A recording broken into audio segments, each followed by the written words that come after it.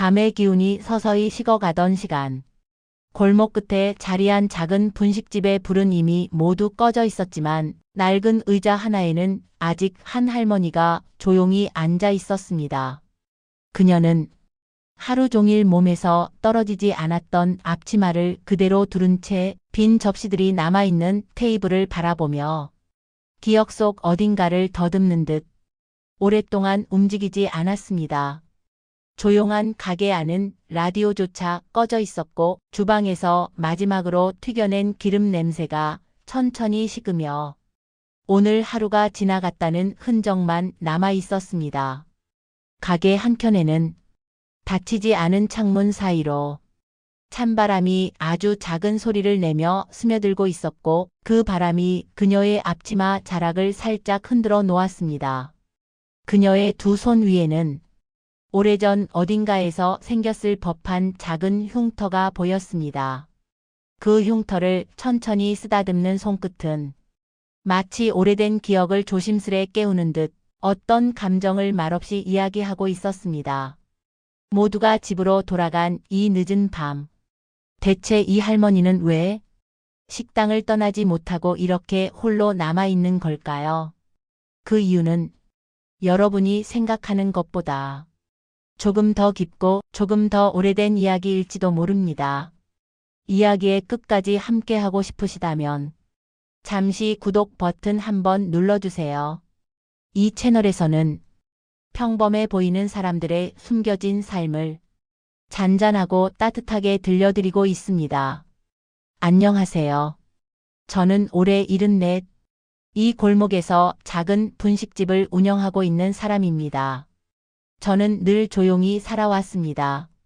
사람들 앞에 나서는 성격도 아니었고 말수가 많지도 않았습니다. 그래서인지 손님들은 저를 그저 조용한 할머니, 언제나 같은 자리에 있는 사람 정도로 기억했습니다. 하지만 사람은 보이는 모습이 전부가 아니지요. 저 역시 마찬가지였습니다. 새벽에 가게 문을 열고 손님들이 오기 전 1시간 동안 혼자서 재료를 손질하는 시간.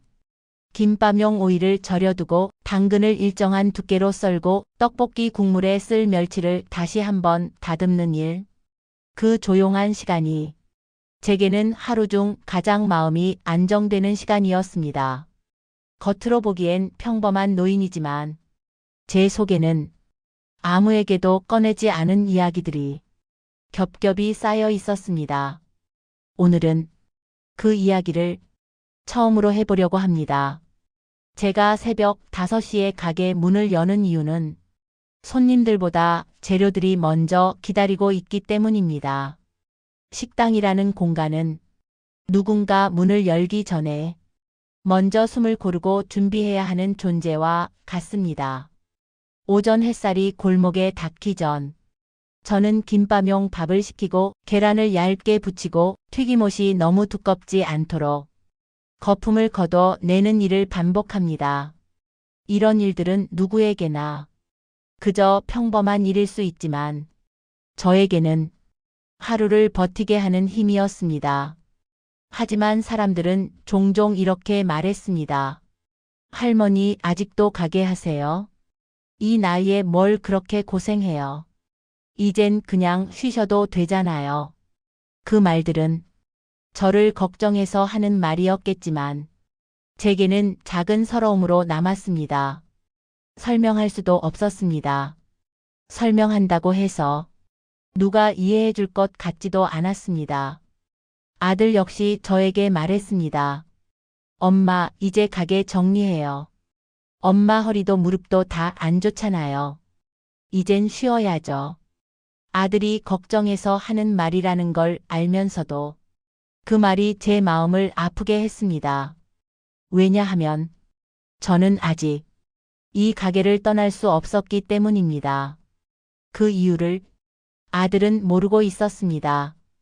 어느 날 아들은 조금 더 단단한 표정으로 제 앞에 앉았습니다. 엄마, 이건 매매 계약서예요. 부동산에서 알아봤어요. 팔면 엄마도 저도 편해져요. 아들이 말하는 편하다는 말. 그 말이 저는 가장 힘들었습니다. 계약서를 보는 순간 심장이 내려앉았습니다. 이 가게는 제게 그저 밥벌이를 하는 곳이 아니었습니다. 제가 숨어 들어온 곳, 제가 다시 살아갈 용기를 얻은 곳, 그리고 아무에게도 말하지 않았던 제 과거와 가장 가까운 곳. 아들은 모릅니다. 저는 이 골목으로 오기 전 어떤 삶을 살았는지 그것을 말할 때가 온 것 같았습니다. 저는 젊은 시절 굉장히 큰 호텔에서 주방 일을 했습니다. 그 시절 여자가 큰 호텔 주방에 선다는 건 지금보다 훨씬 더 어려운 일이었습니다. 그럼에도 저는 밤마다 칼질 연습을 하고 요리책을 찢어지도록 공부하며 조금씩 제 자리를 만들어 갔습니다. 동료들은 처음에 저를 그저 열심히 하는 여자의 정도로 생각했을 겁니다. 하지만 저는 그들이 잠든 시간에도 주방에 남아 소스를 다시 끓이고 재료를 더 곱게 썰고 맛을 더 깊게 내기 위한 방법을 끊임없이 고민했습니다. 그러던 어느 날 셰프 대회가 열렸습니다. 저는 주저하지 않았습니다. 잠을 줄여가며 연습했고 제 요리가 우승을 했습니다.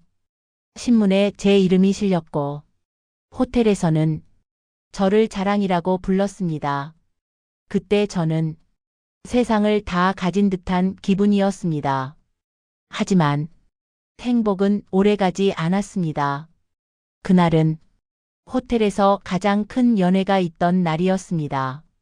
모두가 정신없이 움직이고 있었고 서로의 숨소리조차 들리지 않을 만큼 분주한 순간이었습니다.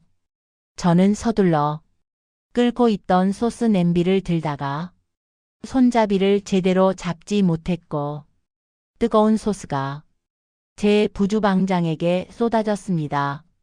그 친구는 손에 신경을 크게 다쳤습니다.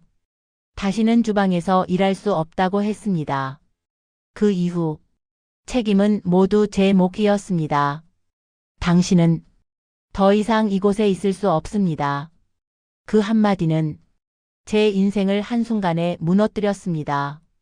저는 제 이름을 버리고 제가 쌓아온 모든 경력을 버리고 사람들이 모르는 곳으로 숨어 들어갔습니다. 그렇게 도착한 곳이 바로 이 작은 골목이었습니다. 이곳에서 저는 다시 요리를 시작했습니다. 처음엔 내가 이런 음식을 만들어도 되나 스스로에게 질문하기도 했지만 떡볶이 국물 냄새가 식당을 채우기 시작하면 마음이 조금씩 풀어졌습니다. 그리고 어느 날 어린 손님이 했던 말, 할머니 여기 떡볶이 맛있어요. 학교 끝나면 꼭 와야 해요. 그 한마디가 저를 다시 살아가게 했습니다.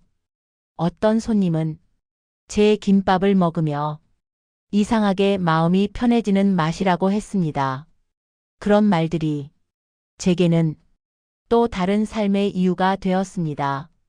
이 작은 가게가 저를 다시 살게 한 셈입니다.